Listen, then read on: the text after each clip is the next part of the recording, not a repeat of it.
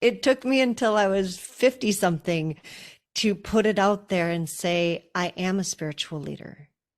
And I don't mean it from the perspective of when I say spiritual leader, I don't teach people, like, I don't think of myself as a spirit, like a religious leader or somebody who is teaching spirituality.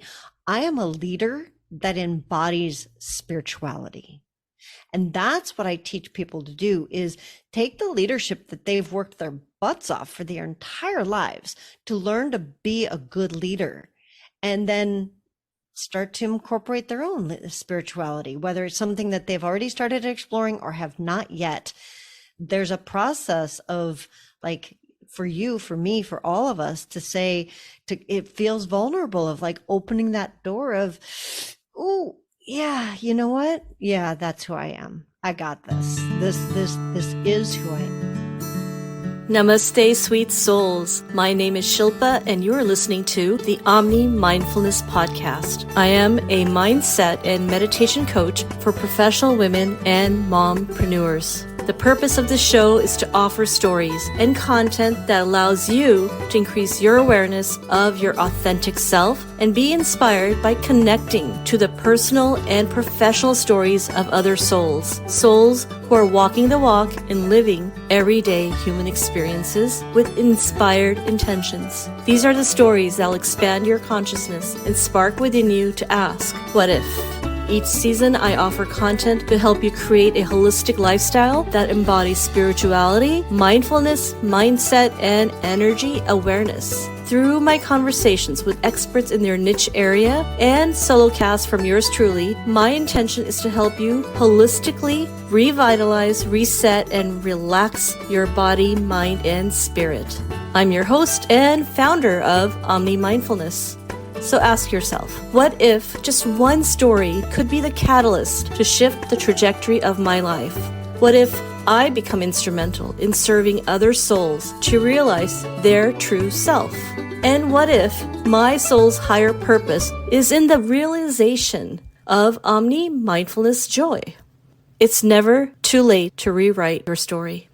And now, today's episode. Welcome back, sweet souls. This is your host, Shilpa. I wanted to share some exciting news about a little challenge I'm running as I'm trying to get more people to discover this podcast and the conversations that inspire those who value personal growth. And the best way to do that is to leave reviews. You can leave a review on Spotify, Google Podcast, or Apple Podcast. So my request to you is to leave a review if you feel that you've received any value at all from these episodes of Omni Mindfulness. It would mean so much to me if you could write a little review regarding any episode that resonated with you. Please take a screenshot of that review and email it to me at omnimindfulness@gmail.com. In return, I will offer you my one-page guide to spark your meditation practice through Sankalpa. Sankalpa is a Sanskrit word for intention setting. Along with this, you'll receive a link to my guided meditation that will guide you through an intention setting meditation, positive affirmations, which you can practice daily. I guarantee that this gift will help you start a daily intention setting practice with a spark. It is my gift for you for being a listener, being a supporter, and of course, to enable you to manifest the best meditation practice. And we are now in my 5th podcast season, exploring the topic of spirituality. Each month, my guest and I delve deeper. In January, we explore spiritual entrepreneurship. In February, spiritual leadership and wisdom. And wrapping up with spiritual awareness in March. Stay tuned. And up next is my guest, Maren Ozlak.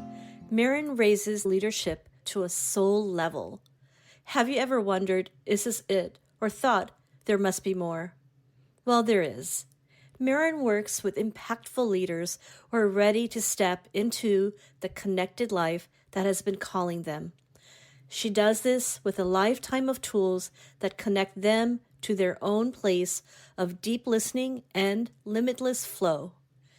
They transform the strive, push, make it happen paradigm to embrace a future filled with meaning, knowing, and grace. Her triple career as a champion dancer, preeminent educator, and serial entrepreneur came together with her lifetime of spiritual study to change the way business does business by bridging the gap between spiritual life and business life.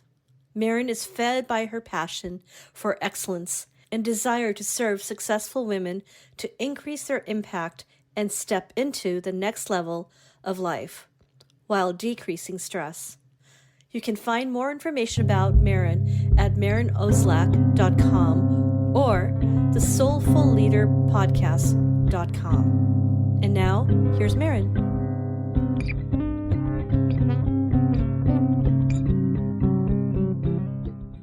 Maren, thank you so much for being here.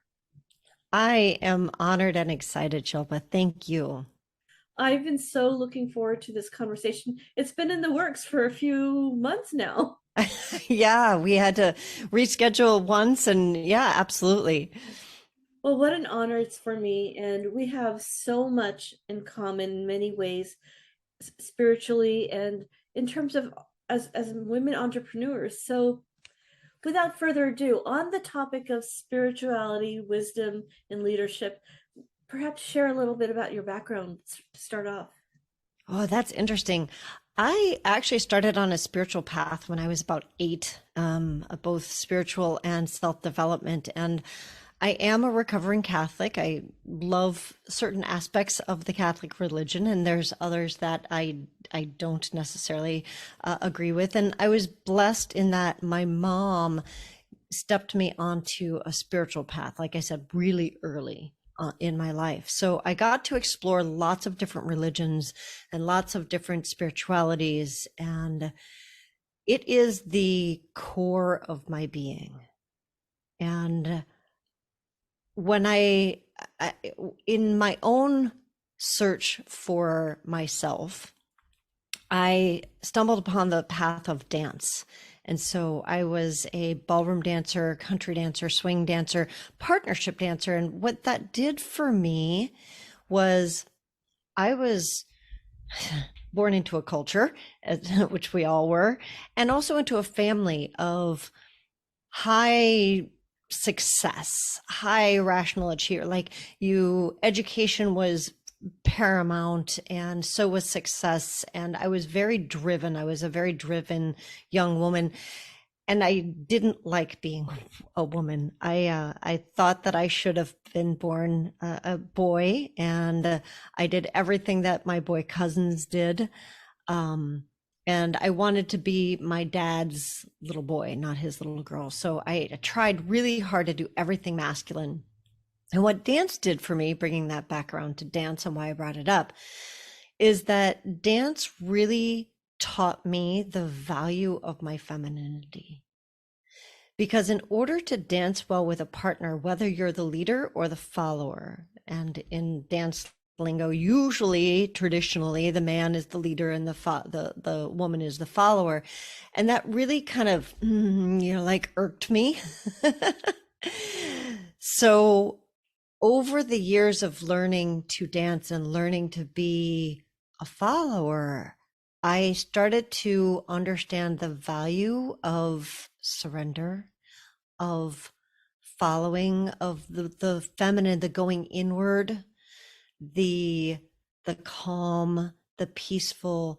And that's where I realized that I would go with my spirituality, which I was keeping very hidden and away from the world. So I had this two, they were very separate in me, my high achiever, go get 'em, and my spiritual self.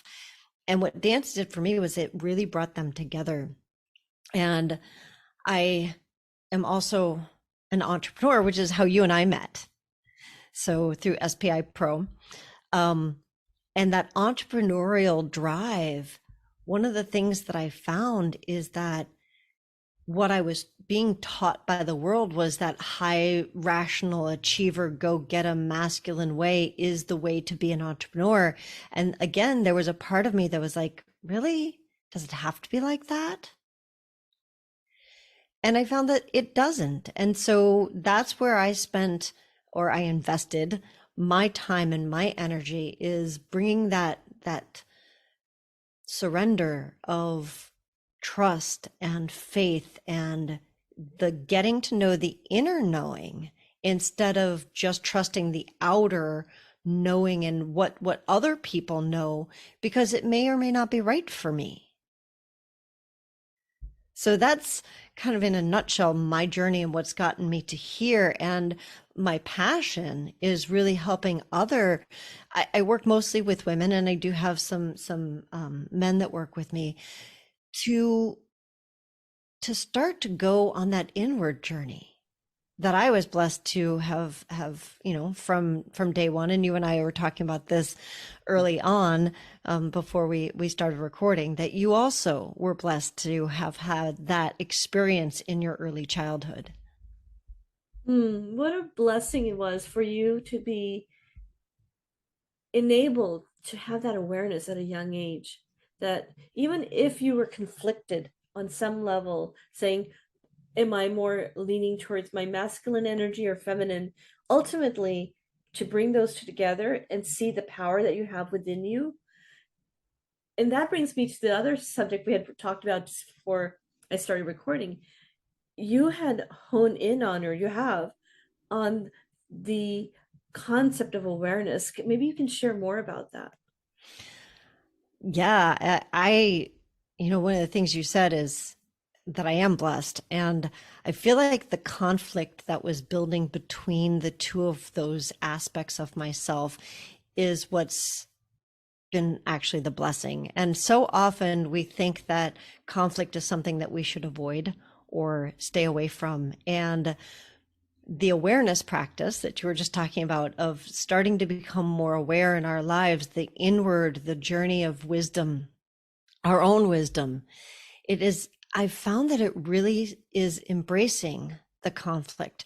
Our world tends to be based on either or, good, bad, right, wrong.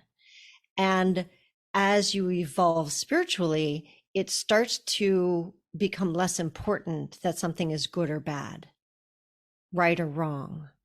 There's a wholeness to it. What you start to find is that all truth ends in duality. So it ends in both are true. So it's both and thinking instead of either or thinking. And one of the things that you'll notice if you study any great entrepreneur or anybody that's gotten great at their craft is they start to realize that, and that either or type of thinking starts to come to a both are true, both and. And so when you get to that awareness of both and, then you're in this place of surrender. And that takes me back to earlier, that it's no longer my will or your will.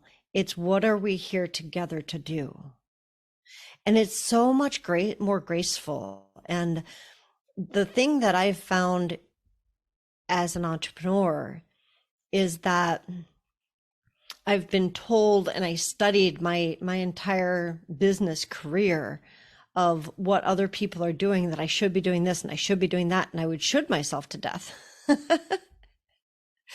And once I started to really employ my spirituality and bring my spirituality first, into the forefront of my business, and not keep it separate as something that I went and did. It is intertwined with everything that I do now. When I started to do that, all those shoulds started to fall away, and I would find my path, and it becomes so much easier. And like I mentioned conflict earlier, I no longer shy away from conflict, because conflict is just another opportunity for me to find, where do those come together? Where's the bridge? Because there always is. Wow, that's just so profound. And when you talked about entrepreneurs and having that space where you understand that this is an opportunity to see within the conflict, where this is my path, I'm reminded of someone that you may know of, Steve Jobs.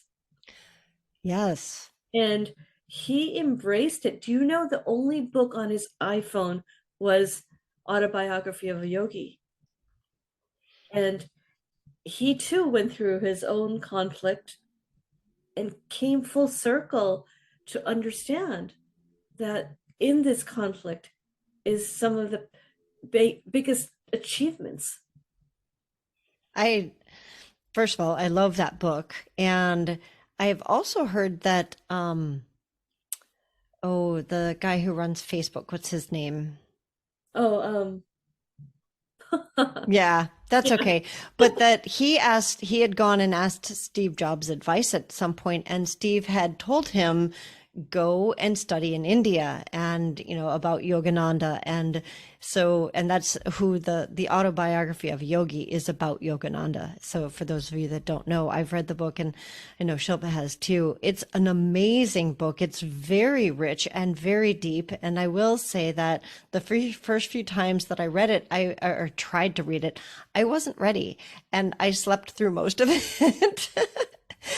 And when I have experienced that particular thing in my life, instead of going to shame, one of the things that I had early on was a teacher that did let me know that your transcendent self is still present.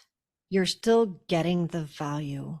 And to not shame yourself, to allow yourself you'll hear what you need to hear. And then as you grow and as you evolve, you'll hear more, or you'll hear the same thing and it'll mean something completely different to you. And so it's okay. So if it's the type of thing where, many of your listeners are probably people who have started on a path of deepening, of awakening, of spirituality, whatever you want to call that.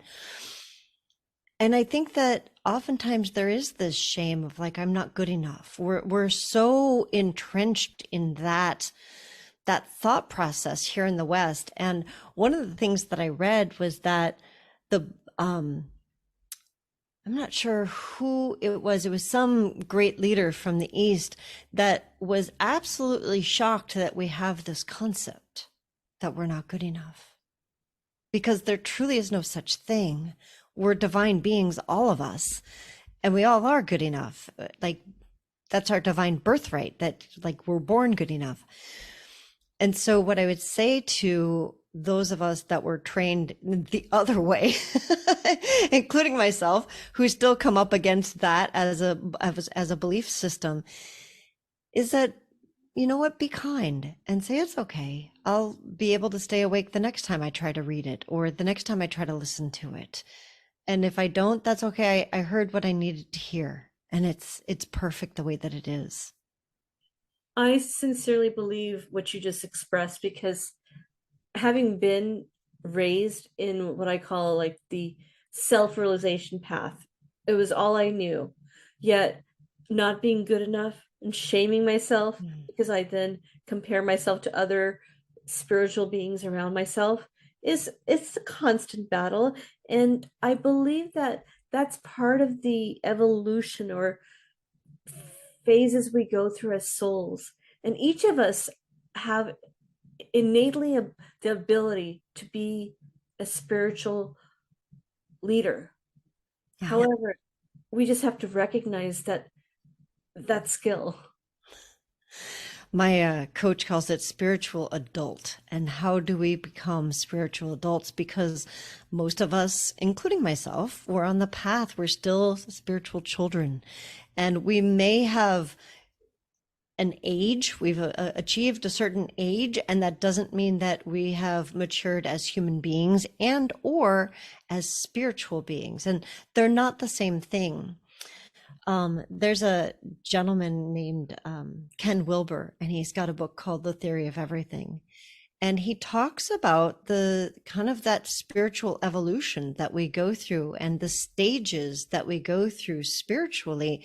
And there is a growth path that we are meant to have as far as our spiritual selves, and not just our, what we think of as our human selves, our human evolution. What we've been trained, what I've been trained in, and I think many of your listeners here in the West, is that like to grow up means to achieve certain outer things. It means I've been successful at my job, and I've, gotten a certain amount of education, and I've gotten married, and I've had kids, and it's all this outer that we, as you said, we compare ourselves to those around us, those of our age group, those who are younger than us. Those are like, we're so busy every day comparing ourselves instead of, oftentimes in the East, what's taught is go inside and find who you are. And it is. And that is one of the privileges or blessings I believe I've had in my life, is that being raised as a Hindu Indian woman in the West, while it's a conflict and duality, but by the same token, I'm always brought back to who am I truly? Who am I on the inside? And that inside part is telling me you're so much more than you think you are. You're a soul. You're a soul. And when you come from that perspective, as a leader, someone who's driven by wisdom for spirituality, you look at every soul and you're like, they're on a path. Yeah. No judgment. Including no self-judgment, because I'm on a path too. And that's really what I am honored and privileged to work with people on, is I find that there are a lot of people who are very much like me, where they were raised in that outer, go get it, go do it. And you've gone and you've done it and you've been successful, and you think, is this really it? There's got to be more. And no one is teaching how do I find that more? I go to some yoga classes, I go find a spiritual teacher, I go do this, I go do that. And it still is very much in the go and do in the outer.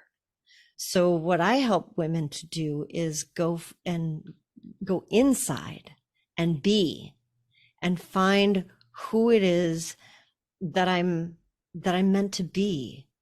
And my coach, and a lot of the work that I use, is life mission. He calls it life mission. And unfortunately, I think that has gotten a bad connotation, in that people think that they can go do a weekend workshop and find out their life mission, and then it's supposed to be something that they go do.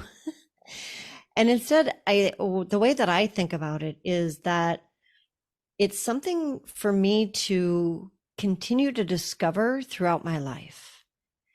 And who I am changes what I do, and what I do changes who I am, which then changes what I do, which then changes who I am. So it's this ever evolving upward spiral of both inner and outer. So it's not one at the expense of the other. It's bringing the two together. Like you mentioned, there's conflict in your world of being a Hindu woman in the West. And that conflict is what is like, we spiral through that, and it's an upward spiral, and we get to like the spiritual evolution that we were talking about. Absolutely. And being grounded in that basis, and then growing as whatever you're doing as a service. So for yourself and myself, coaching and helping others, but your foundation, coming back to that, the very thing you're doing to help others sounds like it's the very thing you're practicing on a daily basis. Yeah.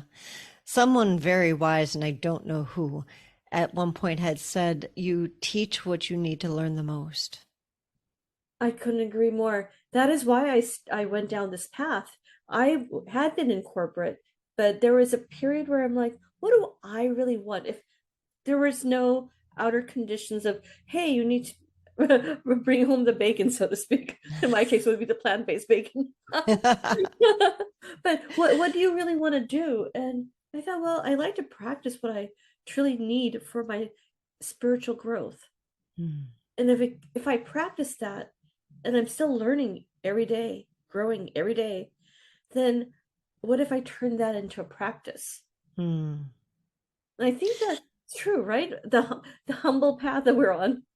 Well, and one of the things that, so in my dance career, I, spent 30 years in the dance community, and I consciously always chose coaches who had coaches because I do believe that there is no end point. There's always something that you can learn from someone. Mhm. And so I would find that there were a lot of people who were like, "Oh, I've done it, I've made it, I've achieved, and now I coach everybody else." And I'm like, "But who are you working with? How are you still evolving?" So the same thing is true for me as an entrepreneur, as a business person, and as a spiritual being. It's like I have coaches, and I hope that I always have. I know I will always have coaches, and the coaches that I choose always have coaches, and I do that very intentionally for that very reason, because it is a stair step. It's not meant to be, "Oh, I've made it, and now I help everybody else." That's so arrogant. There, you there's know?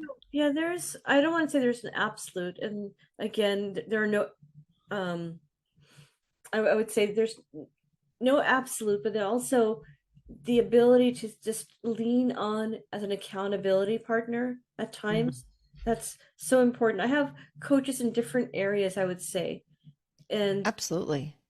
one is like how to do public speaking, and that is like there's so many nuances within that itself that challenges your ego each time. Yeah, it really does. It does. So I would say absolutely that there is this, I continue to learn and also I teach. And that's the way that even though I made it to the top levels, the mastery in dance, I still continued to learn and I taught. Yes, and one thing that resonates with my heart when you talk about dance, because I've always loved dancing, and I used to do dancing before I got married. There's something just magical about that space where your body is very embodied in that moment. It's very, Mm, you have to be very present when you're dancing. you do. You do. And especially when you're dancing, well, both and of if you're dancing for yourself, that's true. You do have to be very present. And then when you add another partner or you add a partner into that, it actually there's a whole nother level of presence that comes out. It is a spiritual practice. It is. And it also requires conscious awareness of your feminine energy as well as Mm. masculine. And that's true whether you are in a feminine body or a masculine body. So the leader also has to have an awareness of their feminine energy, of that receptivity, because what really truly happens is a conversation. So you are in a conversation with your partner about what is going on and when it's going on and how it happens. And when you watch people who are just gorgeous in a partnership dance, they're having a conversation. And I think that probably most of your listeners have experienced, going to a wedding or something where like somebody grabs you to dance and it's more like an argument and it's that push pull and you're like, "Oh my gosh, where do you want me?" And you have no idea. And that's most of our experience with our lives too. So my program, which is Dance with Life, it takes those principles of dancing with another human being and how to do that in a beautiful, graceful conversation. And it applies it to life so that we're not in that push-pull struggle with life. And we can really experience the flow of what is it like for me to be in complete flow, in complete like alignment with why I'm here, what I came to do, and what life is asking of me and calling me to. I love the process you just described. If there was someone who's like, you know what, I really want to step into that space of spiritual leadership, what other nuances do you work with someone who comes to you?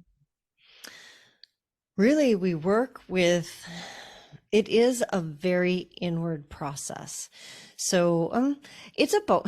Here's the both and again. So it embodies the inward and starts to get them to start to be able to process and understand the inward conversation and where that shows up in their life.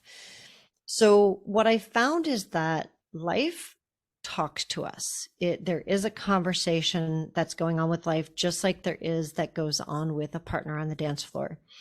And most of us have no idea how to understand what life is telling us. And oftentimes the people who start to get an inkling of it, what they'll say is they'll be like, oh, I saw a bird and it was a hawk, and a hawk means this because that's what some book told them that a hawk means. And so that means that I'm supposed to go and do this with that person. And it's one incident and it's one thing that happened, and that may be very true and it may not be, because the conversation with life is so much richer. So really the way that I work with people is to help them to learn the language that their specific language with life, because each of us has our own conversation. You know, a book might be able to help us to understand some overall symbology that may be true for most of us, and there will be your nuances to it. And so how do I be in the conversation with life so that it is a flow and it's not a struggle? You know, that's mostly the way that I help people to step into their spiritual greatness, what they came to do. And it's interesting because in this specific period, I would say even maybe post-pandemic, that many of us have really realized there's something deeper that we need to tap into, because the externals were not things like this, the external things, the conditions, they can fail you, they can change. Yeah. However, learning to rely on the inside. And how is your perception of those who are embracing spirituality in general, and then understanding of the wisdom shifted lately, and how they embrace it? Because there's so many connotations around spirituality.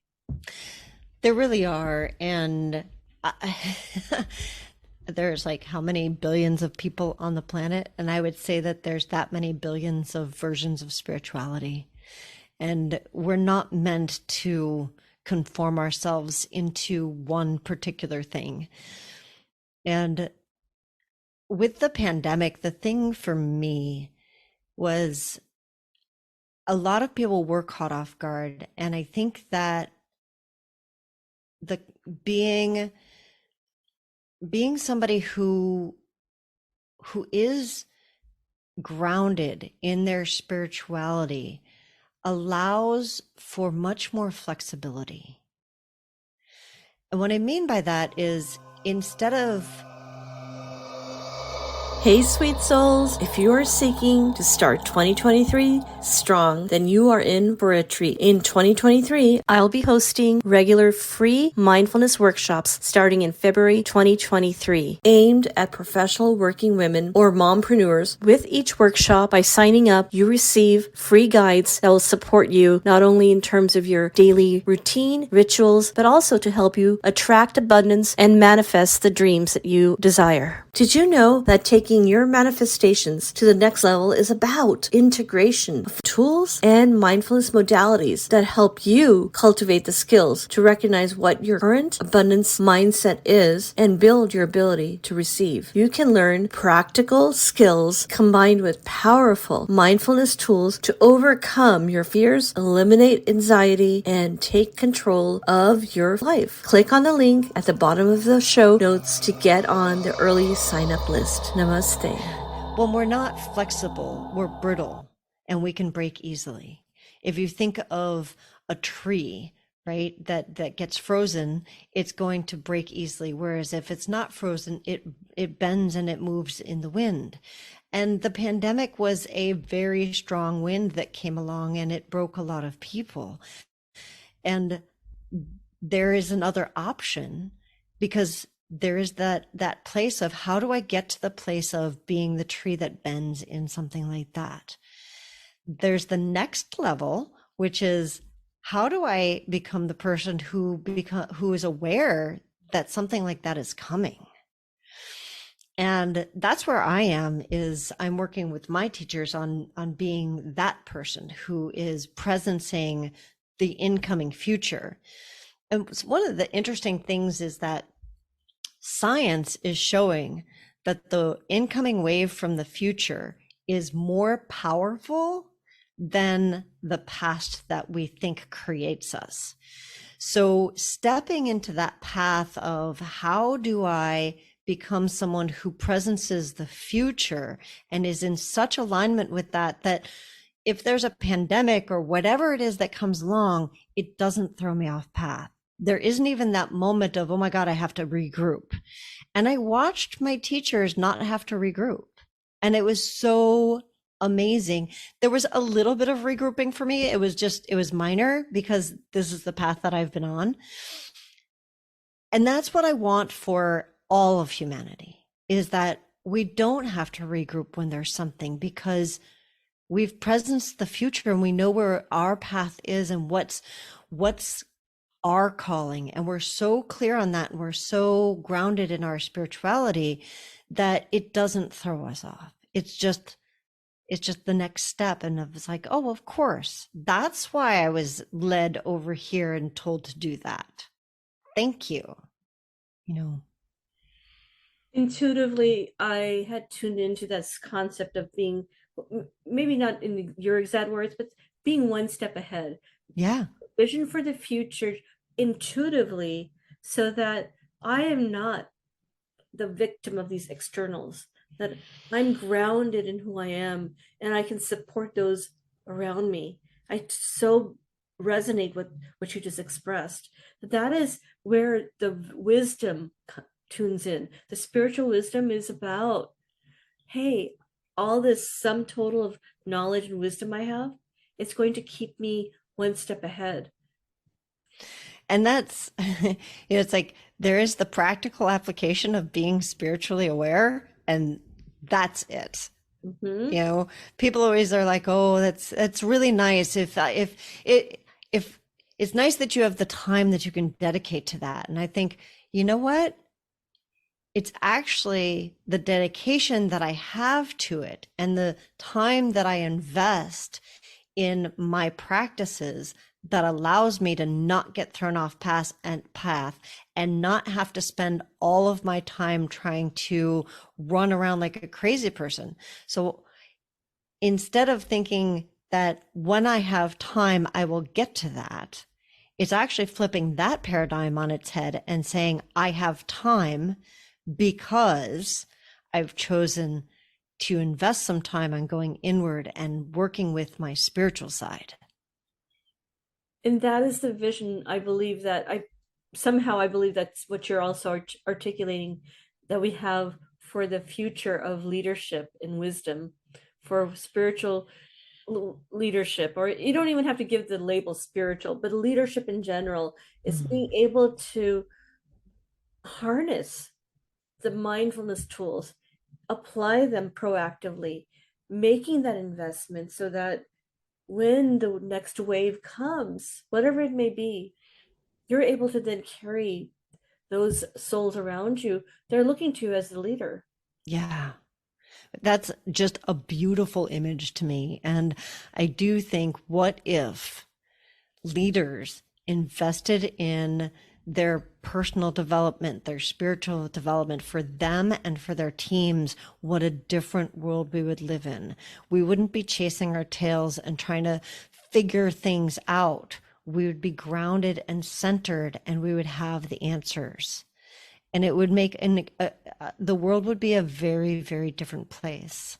And so, yeah, I am invested in helping leaders. One of the things that I say is like elevating leadership to a soul level.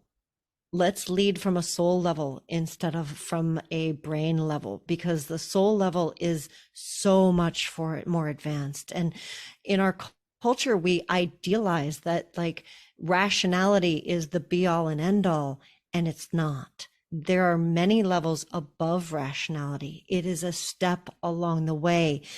And what I like about Ken Wilber's work that I mentioned earlier is he talks about that, and he talks about the fact that it's not throw the baby out with the bathwater. Each of the steps that we take is transcend and include. So we take the best of the rationality that we've learned and that we've worked really hard to get this rational. It's awesome. And then we take it to the soul level. And then there's even steps beyond that, so that we include what we know from the rational, and it becomes in service. It comes in service to our souls, to our spirituality, to being in conversation with the one who sent us. I think of that just in alignment with what we are more often hearing nowadays about heart math and being in Yes. congruence. So what you're saying is the rationality is like the mind stuff where it can be a muck. The wirings of our brain may be giving us distortion of information. However, if it's in alignment with the heart, in alignment with the soul, what an incredibly powerful energy that is. Yeah. We mentioned it earlier, like my partner in the podcast, she calls it the itty bitty shitty committee. And guess what? That's our minds.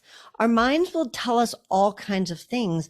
And there is if you take a flashlight and go into a dark room, you only see a little bit of that dark room. So our conscious brains are like that flashlight. We only see a little bit, and it's what's called our reticular activating system. Our reticular activating system goes and it can see a little bit, and it basically sorts the world for us and says, oh, here's how I think about the world. So everything that I see is relative to, like what I believe. It's like, oh, I believe that. So all of those things show up. So if I believe that I can't ever make enough money, then my reticular activation system will show me all the ways that I can never quite make enough money. And this is a lot of the, like the mindfulness, like The Secret and that type of thing. The movies, they're wonderful because they start to tell us like, oh, you can retrain your reticular activating system. The next step beyond that is, what else is in that big dark room if you weren't just looking at it with a flashlight? And that's what you were talking about, of dropping from the mind down into the heart, and even beyond that into the soul, because those aspects of us are aware of all of it and not just this narrow flashlight beam. And it is so difficult, even for myself. I'm probably one of those most passionately spiritual individuals practicing meditation, mindfulness, and yet it is so challenging. And I can tell you from firsthand experience that the path that I had put myself on in my career was probably that brain, the fear-based brain, that I need to get that master's in a very techie field so that I'm respected, I get the money, and all those nonsense. That you're not thought to be woo-woo, that yes. Somebody will take you seriously. I completely agree, because there was a period in my career 20 plus years ago where I applied for and almost stepped into this new woohoo field called spiritual leadership. And it was at Santa Barbara College. And I really had a calling for it. And I'm like, I just spent a lot of money getting a CS degree. How can I now go off and get something woohoo just because my heart tells me that maybe I'm meant to do that? I just wish this version of me could go back and talk to her. Yeah. There's validity to it. There is. And I think the world is starting to wake up to that and realizing that we don't want to look at the world from a narrow flashlight beam. What if we actually started to become aware of like the bigger room, that there's all this other stuff, and we don't just have to look at it through this very narrow lens. We can drop in and be present on a much bigger scale. Like, what would it be like to run our lives from dropped in presence instead of figuring it out? And what a level of peace that would resonate in the world. It would be a very, we would not recognize that world based on what we experience here. And that for me is a vision worth holding on to. And that's why I wake up every day and I get excited when I get to talk to people like you who are, it's like we are waking up, we are becoming spiritual adults. And what could we possibly create? This is amazing. I just got goosebumps. I know you probably saw the question I had included in my intake about your vision, and just this length of the conversation, this portion of it, it just uplifted my soul. I was getting goosebumps just talking about it. Yeah, I know. And I'm excited because like this is your whole first quarter is all around spirituality. So I can't wait to hear all of your interviews for this entire quarter. And it was a little bit of bravery on my part because I was defining my 4 pillars and I thought, who do I really stand for if I was truly honest with myself? And Mm. it was that part of my brain, the old one that got a CS degree 20 plus years ago, lived in fear base, going, do I really want to align with spirituality? Because that is who I am. If you know me, if anybody's close to me as Shilpa's friend, they're like, oh, she's really spiritual. It's so interesting because, we were talking about like the growth process and how, like there is no end of growing and evolving.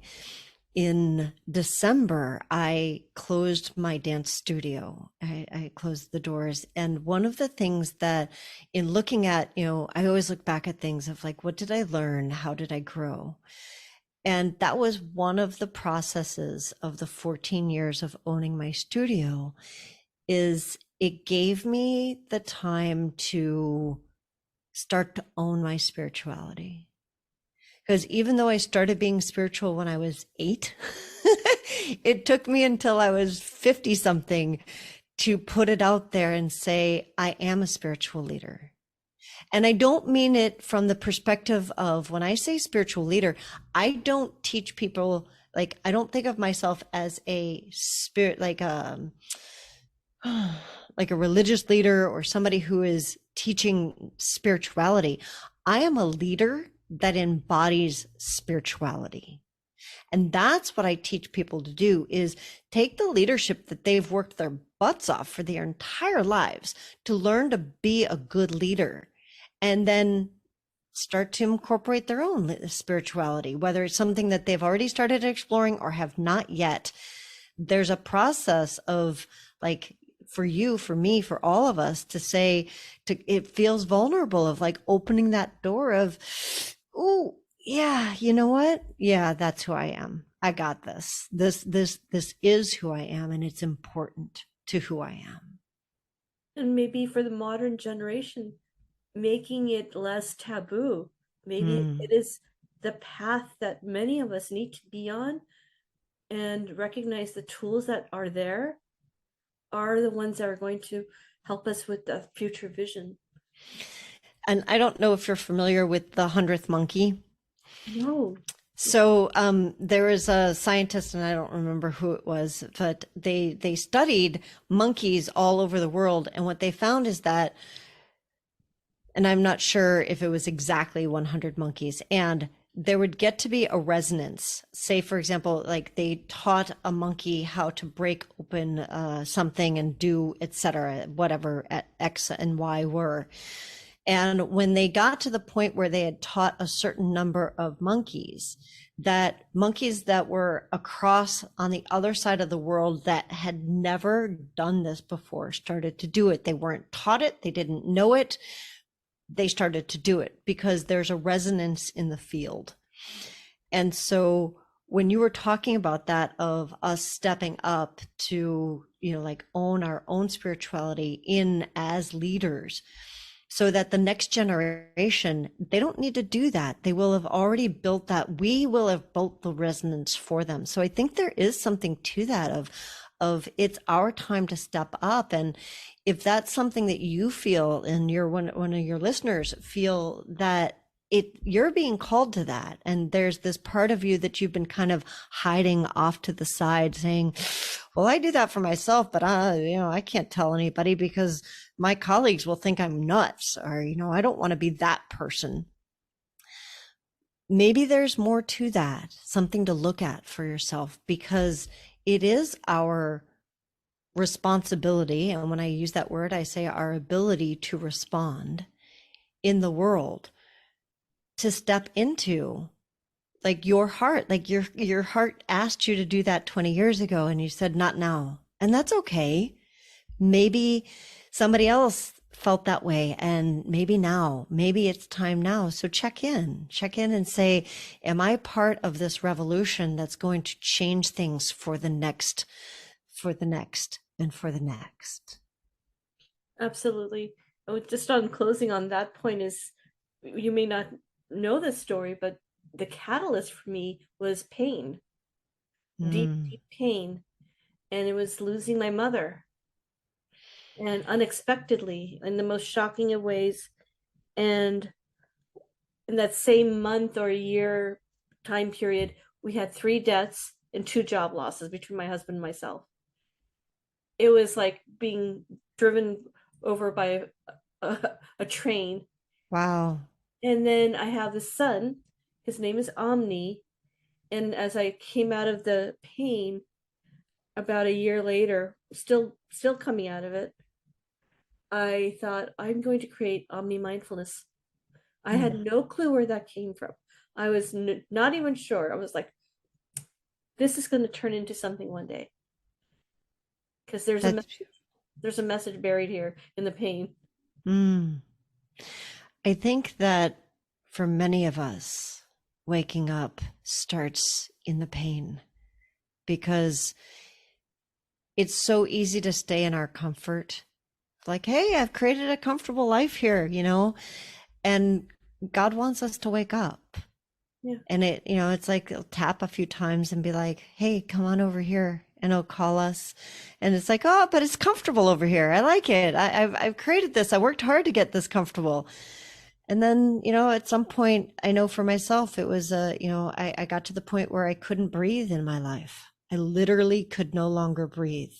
And I was using an inhaler, and my lungs were not working anymore.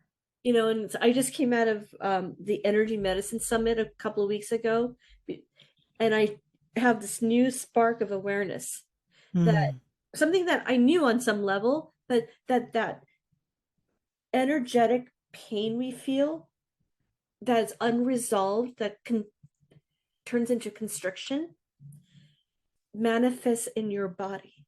And when I was going through my darkest periods around the death of my mom, and just before that, it was the breath. I was on an inhaler. I was on a CPAP machine. I was struggling on so many levels, and the body was getting more and more constricted. The energy was constricted. Yeah. And I feel more and more expansion. I go outside and I do grounding and breath work. Yeah, I breathe freely now. It's like I really, and it wasn't an instant. People are always looking for that instant fix.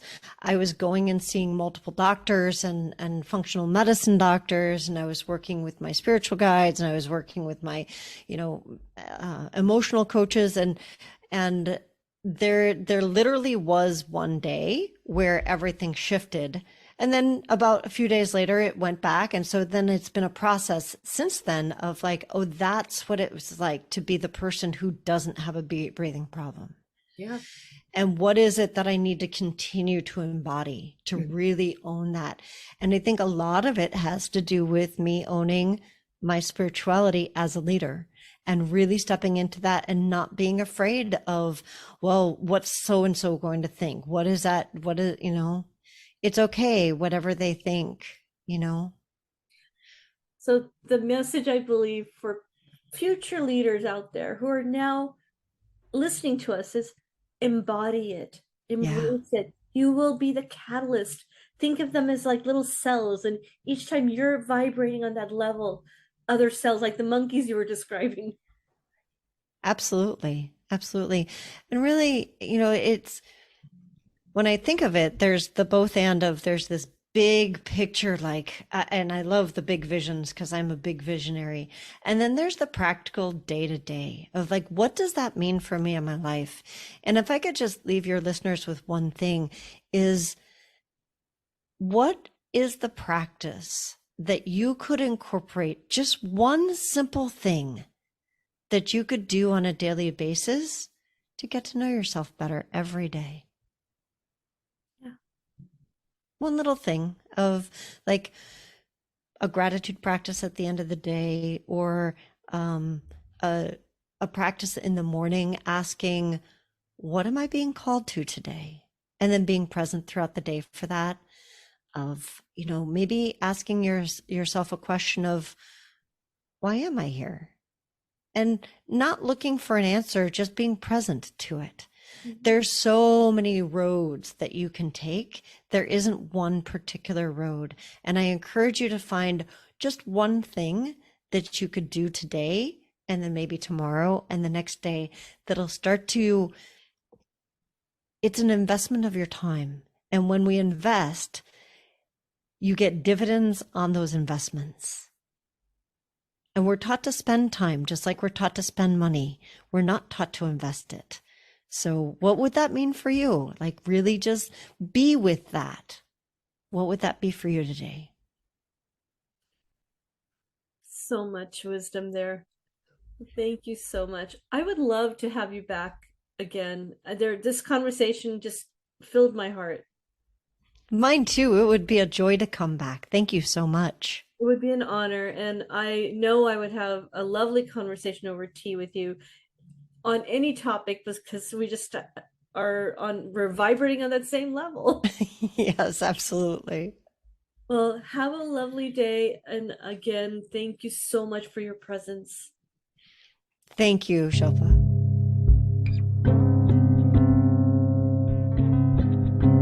Thanks again for tuning in. Check out the links in the description, and please subscribe, follow, and share, and continue to practice Omni Mindfulness.